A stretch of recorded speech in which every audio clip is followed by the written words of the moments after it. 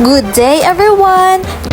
So now we are going to school on a tricycle even though it is only 2 minutes away from my home. So nice. Join me again in a day of my life as a student intern at Estancia Central Elementary School.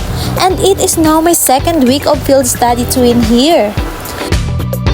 So andito na tayo sa paaralan at excited na din ako sa mga bago kong matutunan dito. At pagdating ko nga pala, ay andyan na ang aking kasama na si Allen. So habang nag-aantay kami kay ma'am, ay umupo-upo lang muna kami at nagkwekwentuhan sa mga grade 1. At dumating na din ang isa pa naming kasama na si Alorena. Binigyan nga din pala ako ng candy ng isang student. So dumating na pala si ma'am at nag-pray na din kami.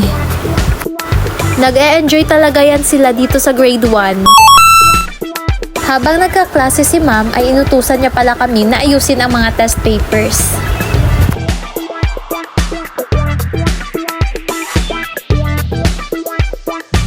Pagkatapos nun ay break time na nga at ayun pumunta kami sa kantin para bumili ng kanilang mga masasarap na pagkain.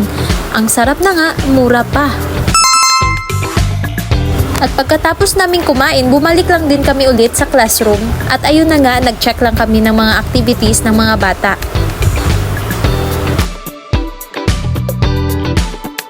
At doon na nga nagtatapos ang aking araw dito sa Estancia Central Elementary School ngayon.